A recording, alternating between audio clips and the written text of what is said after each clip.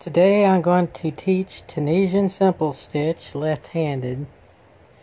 This is basically what Tunisian simple stitch looks like. It's generally used for things like Tunisian interlock, but it could be used for many other things. Basically, what you have is, it looks like this. You have the bars running straight up and down, and if you flip it over, it looks like it's knitted. It looks like purl stitches. So let's get started here. Okay, so we'll start with our slip stitch.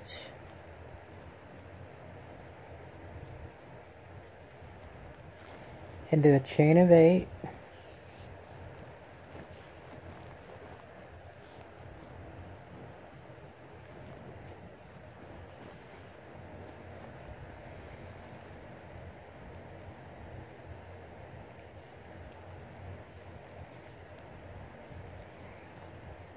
Four, 5, 6, 7, 8. You want to do Tunisian relatively loose, because if you make it too tight, it makes it harder to work with your stitches. Now, to get a smoother edge across the bottom, if you flip it over, you'll notice these ridges here. If you take your hook under each one of these ridges and pull up a loop all the way across your work, it will give you a smoother edge on the bottom side. Now, if you're doing things like joining Tunisian pieces together, this isn't as important because of the fact that you won't see those edges. So what they look like isn't as important in that situation. The stitch on your hook always counts as 1. In simple stitch, your yarn is always in the back. Okay, so you'll see all your ridges going across here. This is 1.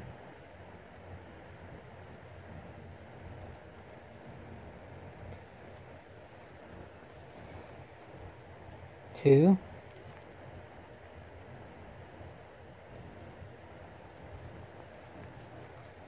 3.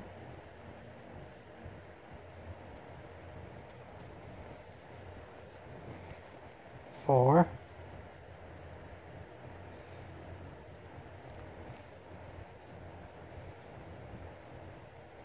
'Come on, work with me here.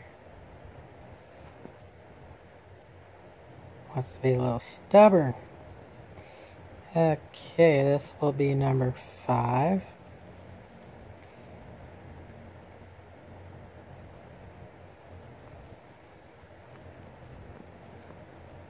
6.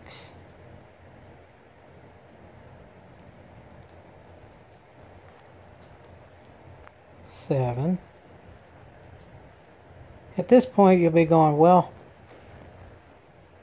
I've got to the end, but now what? There's no more ridges that I could go into. But if you look at the end here, you'll see that there's one more loop that you could go into. And instead of going through a ridge, you will go through this loop on the end. So you go through those 2 stitches, which is your loop, and pull your yarn through, and that becomes your 8th stitch. 4, 5, 6, 7, 8. Now, if you look at it, you have a nice smooth edge along your bottom side here. Now we're going to do a return pass. So, you will always start with a chain 1. Why do you do this? Because you will be taking these off in 2s. That chain 1 acts like a selvage edge by adding the extra stitch back, because you would lose it elsewise. So you need to add it back in by having the one extra. So that's 1, 2, 3,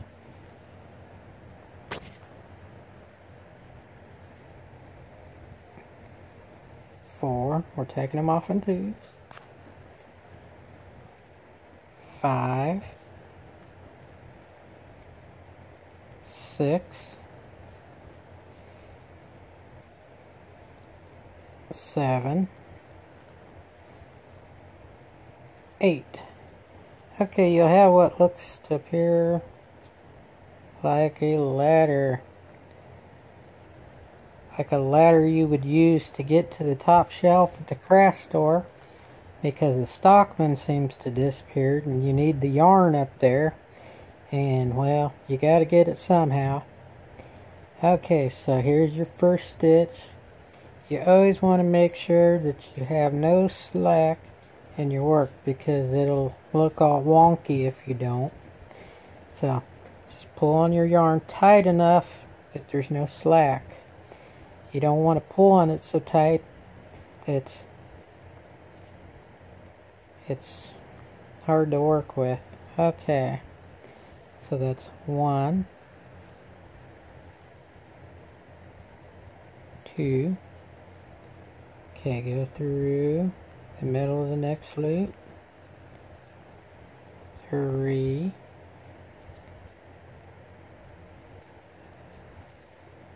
4,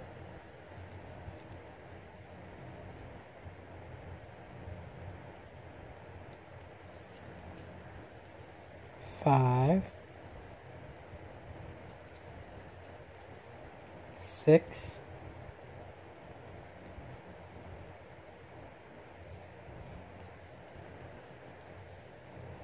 7, and where's that 8th one? That's right here at the end you'll have a loop. You go right through the middle of it.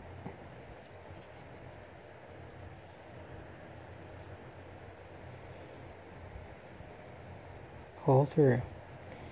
Now your return pass, you'll do a chain 1. That's your first stitch. 1. Taking them off in twos. 2, 3, 4,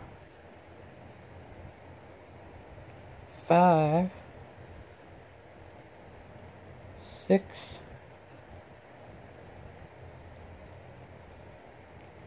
7, 8. Okay, we'll go across one more time. So this is 1,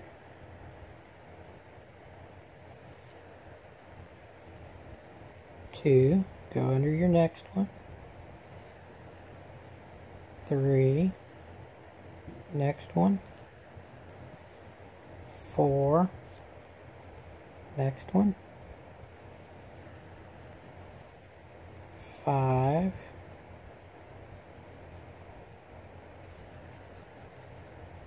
6,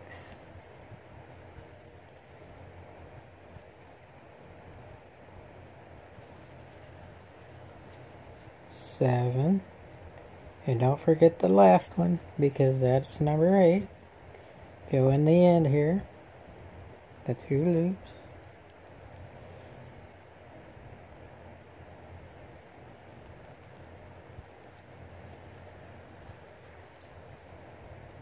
That's number 8. Okay, return pass, chain 1, 2, 3, 4, 5, 6,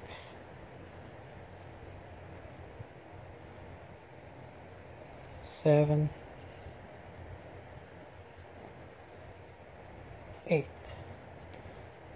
Okay, let's say you got to the end of your project. Now you don't want to keep going on forever and ever and ever, because it's be like you'd end up in a galaxy far, far away. You don't want that. So here's what you do. You'll do a bind off, and you'll work your way across the row with one slight difference. When you pick up your stitch, instead of working them one by one as you go across, you will pick up your next stitch and pull through it and a loop that's already on your hook. So you're going to be pulling through 2 stitches. So, this is 1, 2,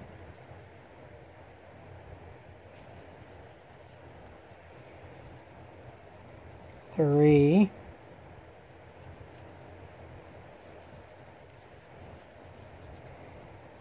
4,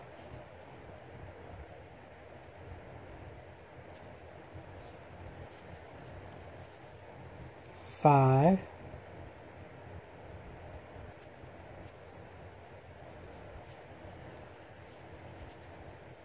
6,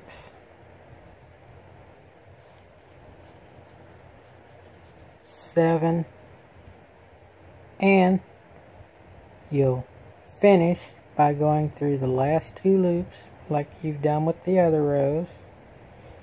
That would be right here.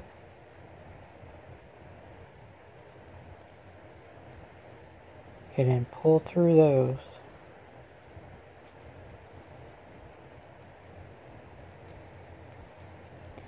Now you'll pull up on this. Get your scissors.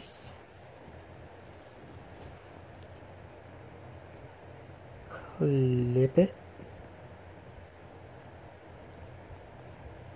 Yeah, hard to do this right-handed. Clip it right-handed. Clip it left-handed here. Okay. Now, pull that through your loop.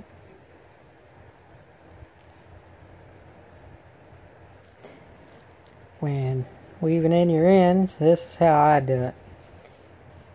Everybody has their own technique, but this is how I do it.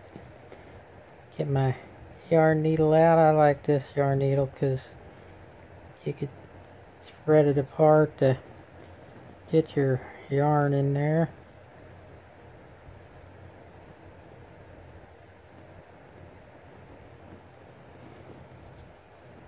When I weave in my ends, I like to go about 4 stitches in. That's the equivalent of about 1 inch. So I'll go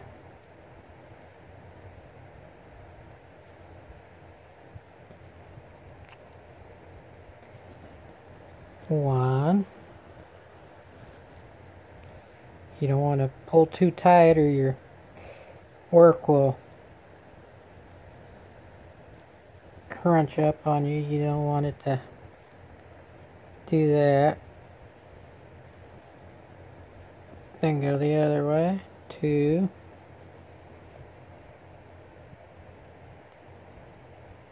Come back down. 3.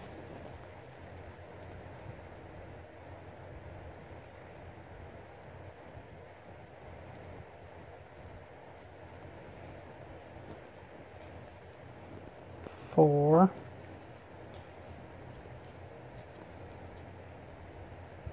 And then what I like to do, I like to go back the other direction after I went this way. I like to go back this way because it's basically will keep the yarn from wanting to pull out like this. If it were to come loose in any way, like come out because it got snagged on something, what this will do, this basically locks it in place. So you go 1. I'll turn this around, make it easier to see.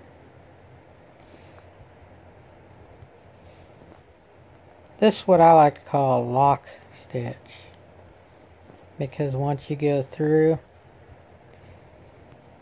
and you go back up the other way, it basically locks the stitch so it can't be pulled back out.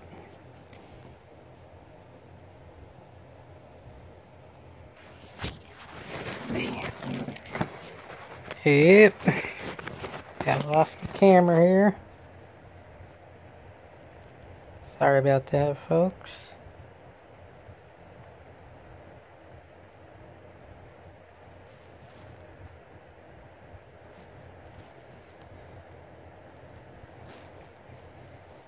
I had to hold my camera on a little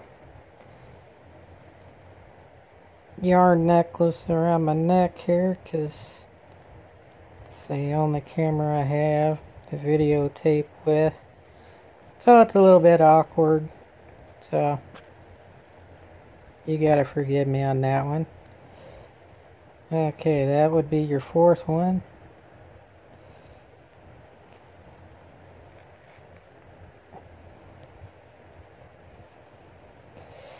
Okay, so you drop my needle. Once you got that, basically clip it.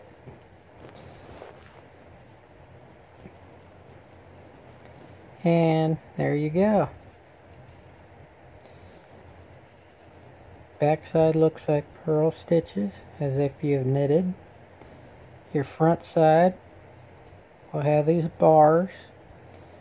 After you've learned this technique, you actually won't have to count your stitches as you go across, because as long as these bars are lined up, your stitch count will always be perfect.